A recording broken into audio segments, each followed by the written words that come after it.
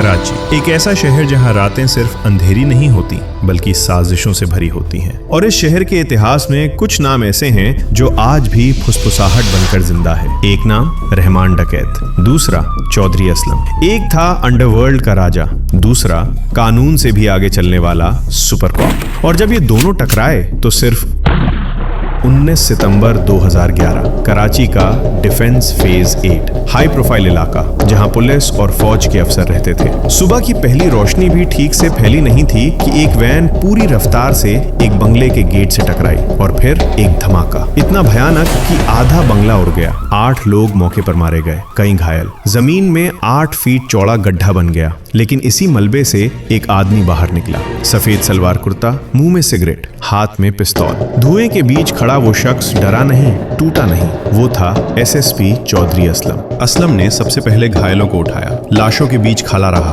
फिर कैमरों की तरफ देखा और बोला, जो मुझे मारना चाहता है मैं उसे इसी मिट्टी में दफन करूंगा। जहन्नुम में भी मिला तो वहां भी नहीं छोड़ूंगा। ये कोई फिल्मी डायलॉग नहीं था, ये कराची का सच था। अब कहानी पीछे जाती है लियारी की गलियों में, जहां कानून कम और डर ज्यादा चलता था। यहीं पैदा हुआ सरदार अब्दुल रहमान बलोच, जिसे दुनिया रहमान डकैत के नाम से जानती थी। हत्या, अपहरण, हफ्ता वसूली, हथियार। पुलिस रिकॉर्ड में वो खूंखार अपराधी था, लेकिन लियारी के लिए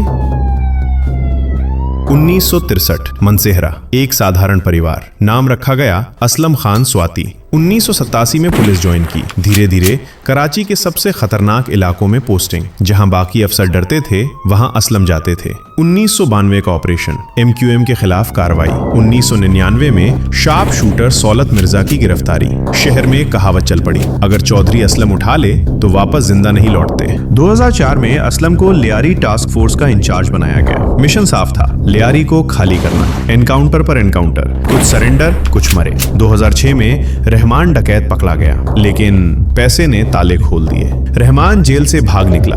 असलम ने उसी दिन कसम खाई, अब गिरफ्तारी नहीं, सिर्फ लाश। कराची के बाहरी इलाके बिन कासिम, पुलिस का दावा मुठभेड़ हुई। रहमान डकैत और उसके 3 साथी मारे गए। लेकिन शहर की गलियों में आज भी एक सवाल घूमता है, क्या ये एनकाउंटर था या ठंडे दिमाग से किया गया हिसाब? जो भी हो, उस दिन लियारी का एक दौर खत्म हो गया। रहमान के बाद असलम ने निशाना बदला। अब गैंगस्टर नहीं, आतंकी, TTP, लश्कर झांगवी, बलोच विद्रोही, उनके लिए असलम सबसे बड़ा खतरा बन गया। 2011 का हमला नाकाम रहा, लेकिन 9 जनवरी 2014 लियारी एक्सप्रेसवे, शाम 4:40 असलम की बुलेट प्रूफ गाड़ी एक कार ने टक्कर मारी। फिर ऐसा धमाका कि लोहे, शरीर और इतिहास तीनों के टुकड़े उड़ गए। असलम, उनका गनमैन और ड्राइवर कामरान तीनों मारे गए। जांच में जो निकला वो और भी डरावना था। ड्राइवर कामरान अंदर का आदमी था। रूट, टाइम, लोकेशन सब बाहर भेज रहा था। मास्टरमाइंड लश्कर झांगवी और TTP। लेकिन असलम को गोलियों ने नहीं मारा,